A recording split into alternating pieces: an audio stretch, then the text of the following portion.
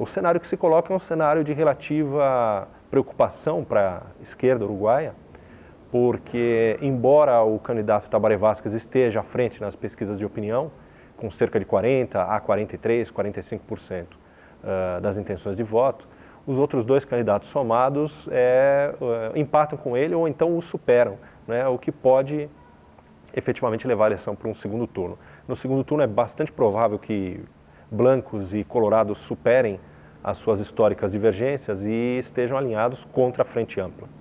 O Tabaré Vázquez já é um candidato bastante conhecido do eleitorado uruguaio, da população uruguaia, porque foi presidente, não é? Uma figura já de 74 anos que milita na política há décadas e, nesse sentido, a candidatura dele é uma candidatura de continuidade ao projeto da Frente Ampla. Tem muita gente na esquerda uruguaia que diz que o Tabaré Vázquez está à direita do Mujica, certo? Mas, em todo caso, é a manutenção do atual projeto de poder que preside o Uruguai. Talvez a grande novidade dessa eleição seja, de fato, o Lacalle Pou. O Lacalle Pou é um sujeito de 41 anos, né, que se apresenta para a sociedade uruguaia como a renovação, como um novo, moderno, mas ele, na verdade, é filho de um ex-presidente, o Luiz Lacalle, né, que foi presidente no início da década de 90 e que representa, basicamente, a visão de mundo, os interesses que presidiram vários países da América Latina naquela década. Basicamente, um alinhamento dos nossos países com os centros mais tradicionais do capitalismo mundial, a União Europeia e, sobretudo, os Estados Unidos, não é? Um papel um pouco menos preeminente do Estado em relação ao desenvolvimento econômico e social, ou seja, a defesa de que o Estado deve ter um papel mais regulador e que a iniciativa privada deve ter mais espaço para empreender, não é? E, além disso, o Lacalle Pou também representa alguns valores conservadores da sociedade uruguaia, não é? Ele, por exemplo, embora até tenha já admitido isso em debates que já experimentou drogas, ele é contra, não é, a regulamentação, a descriminalização da maconha, que é um projeto muito caro ao Pepe Mujica, que já está em pleno desenvolvimento no Uruguai nesse momento.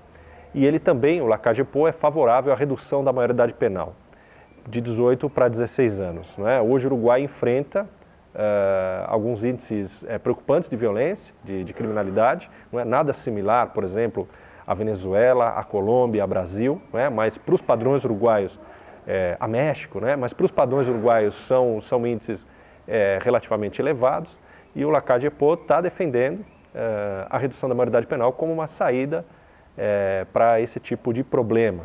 É importante lembrar que nessa eleição de domingo vai ter também no Uruguai um plebiscito, né, exatamente sobre a questão da redução da maioridade penal.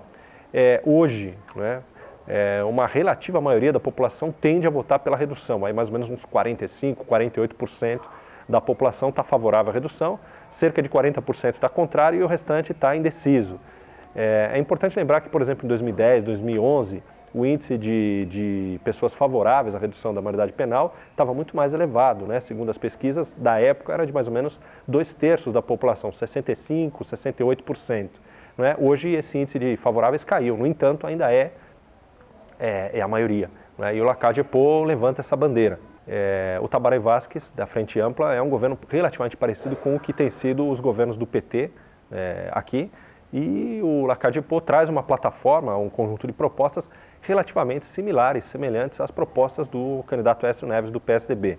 É importante dizer que um outro ponto de concordância entre Lacalle Pou e Aécio Neves é a questão do Mercosul.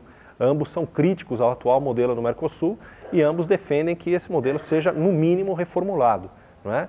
E reformulado no sentido do Mercosul poder estabelecer, ou os países membros do Mercosul poderem estabelecer acordos bilaterais diretos com a União Europeia e com os Estados Unidos. Não é? Ninguém aqui está falando em romper com o sistema capitalista, nada disso. Mas há diferenças entre os dois projetos, tanto no Uruguai quanto no Brasil. E essas diferenças que se dão lá também se dão aqui. Então o Uruguai, de certa maneira, é um exemplo mais ou menos parecido com o que nós temos no Brasil. E eu iria além, é mais ou menos parecido com o que nós vimos já na Venezuela, com a última eleição entre Capriles e Maduro, e é o que a gente deve ver na Argentina, agora na sucessão da Cristina Kirchner. O Uruguai, embora seja um país com uma população pequena, embora seja um país com uma economia também pequena relativamente a outros países da América Latina, o Uruguai é sempre, né, historicamente, é um país que aponta tendências, né, um país que esteve na vanguarda de diversos processos políticos, sociais, culturais. Uma eventual vitória do Lacagepô no segundo turno sobre a Frente Ampla é uma derrota não só para a esquerda uruguaia, mas para a esquerda na América Latina como um todo. Talvez não venha a ter o impacto que uma eventual derrota de Dilma Rousseff terá ou teria, né, no caso brasileiro, pelo peso econômico do Brasil. Mas o Uruguai é muito significativo, né, no cenário latino-americano.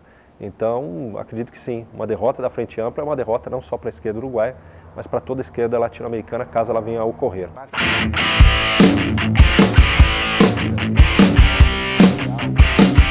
O poeta Eduardo Lizaldi esconde um pouco, não reedita nas coletâneas, etc. e tal.